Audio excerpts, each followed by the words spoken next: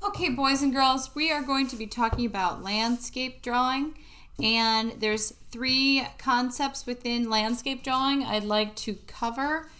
One of them would be placement in a picture and making things appear to be closer to you in the foreground, also in the middle ground, in the middle of a picture, which is a little farther away, and in the background, which is the farthest away. So as if you were looking out a window, everything closest to you is the foreground, and the middle ground is a little bit farther, and the background is the farthest. And we've been concentrating on autumn and trees and the changes in the seasons. So I just wanted to give you some examples of some of the drawings we've been doing. Now, in this picture, you can see that it only has one level of ground. There's no middle ground or background. So this is a very simplified picture of a fall tree. You can see the changes in the leaves. You can see the pumpkins and leaves falling, some squirrels and animals. One tree here is a evergreen tree, which is a pine tree. They never change their color. They always stay green, pine trees or evergreens. I also have this example of another tree that one might notice in the fall, apple tree. And apple trees have these beautiful pink flowers and lots of little bees around it pollinating.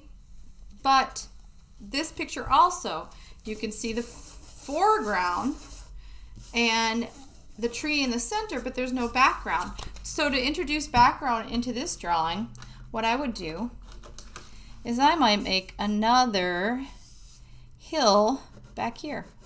So I would stop at the tree and go like a little bit through it and behind it, and have my land behind it, maybe go up and down just a slight little hill to the edge.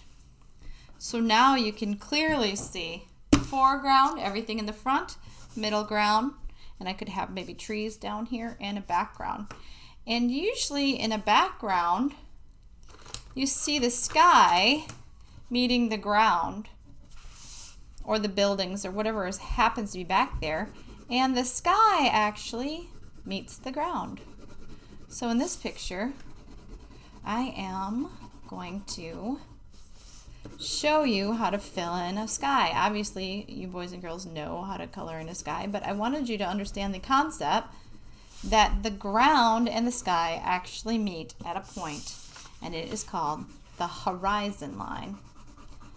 And I'm going to bring my blue sky all the way to the ground. And you can kind of see it softly here through the tree. And this tree has lost a lot of its leaves, and it just has apples.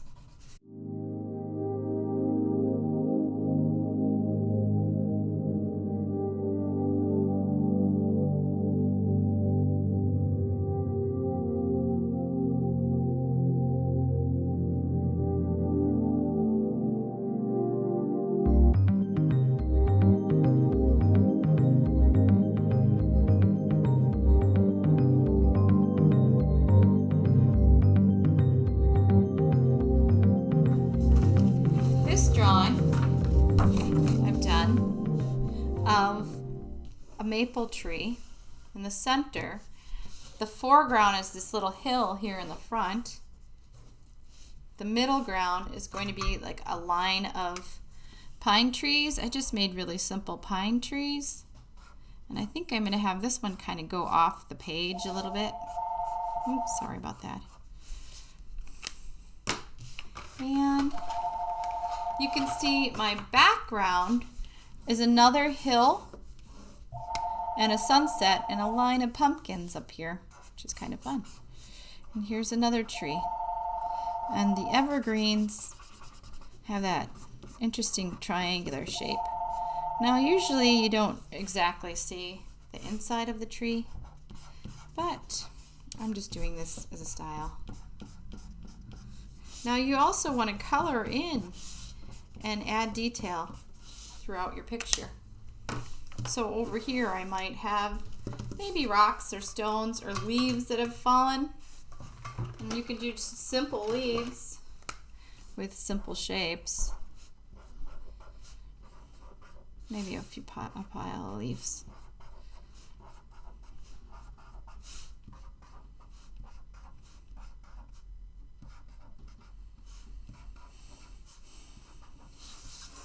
And I also always want to add some color in here.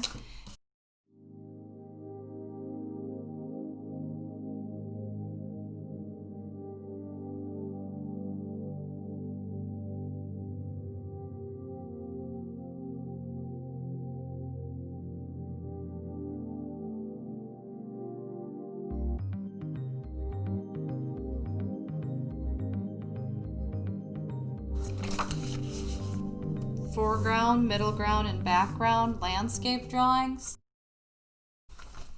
This one I have yet to finish, but you can see in the foreground I have a little line for the grass, and I've added some objects on it, and I've added a young lady here, and I wanted to put an owl in the center. And boys and girls, this is the foreground. This is everything in the front. Then we've got the middle ground here in the middle, and the tree obviously is in the middle. Also, I've started to make a background here. And you can keep going, like there could be another hill behind this. But it will be hard to add all the detail once you get all these leaves and animals. It's really kind of hard to get in there to add color. So I might keep it a little more simple.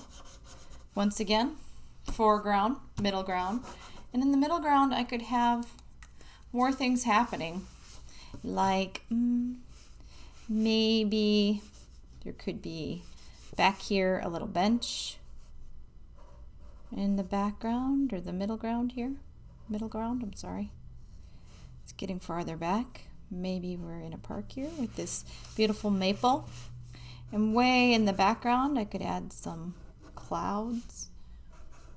And you can see here there's a hill, and back here maybe I could even have really far away little houses or a garage or something in a city. There's a little house back here, and okay, and you maybe have a fence. Now you notice when you're way far into the background, things are much, much smaller, unless of course you've got a huge mountain back there. But it looks like it's so off in the distance. Generally things are pretty tiny the farther you go back. So this is again a concept of foreground, middle ground, background.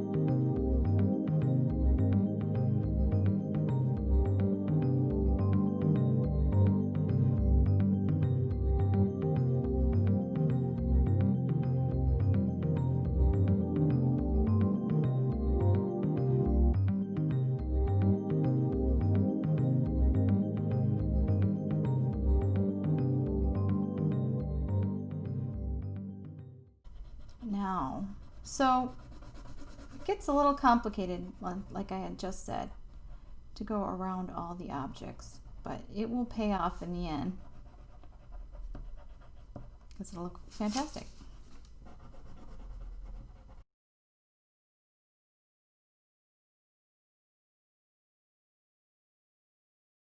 Okay, thank you boys and girls, and here I just wanted to show you a few examples of landscape in the fall with foreground, middle ground, and background.